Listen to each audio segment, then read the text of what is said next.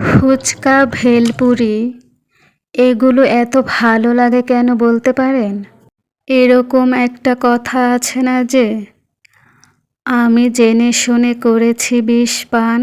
আমার অবস্থাটাও ঠিক সেরকমই। আমি জেনে বুঝেই বিষ পান করছি। কিছু কিছু কষ্ট কিন্তু আমরা স্বেচ্ছায় গ্রহণ করি, কারণ ওই কষ্টের মধ্যেও কিছু ভালো লাগা থাকে। যেমন এই যে ফুচকা, ভেলপুরি এগুলো কিন্তু স্বাস্থ্যের জন্য ক্ষতিকর, তা আমিও জানি, কিন্তু তবুও আমি এটা খাওয়া ছাড়তেই পারি না।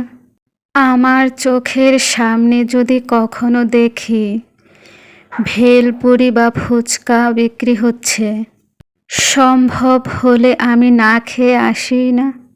মানে এমন অবস্থা হয়েছে যে চোখের সামনে এগুলো দেখার পর যদি না খাই, এরপর আর কোনো কিছুই খেতে ইচ্ছে করে না। কোনো কিছু যেন মজাই লাগে না মুখে। অনেক কিছু খেলেও মনে হয় যেন কি একটা খাইনি।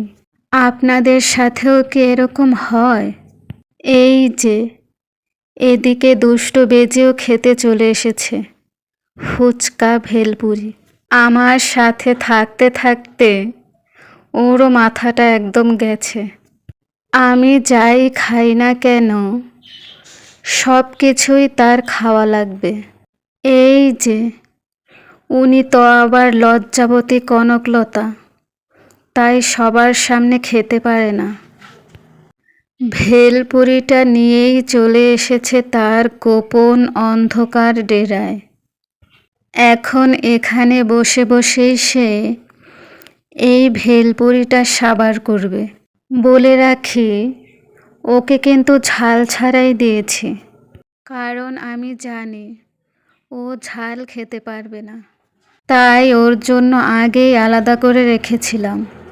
ওদিকে সে খাটের নিচে লুকিয়ে লুকিয়ে খাচ্ছে। খেতে থাকুক, আর আমিও আমার খাওয়াটা শেষ করি। আমার মতো কে কে এরকম জেনে শুনেও বিষ পান করেন অবশ্যই কমেন্টে জানাবেন।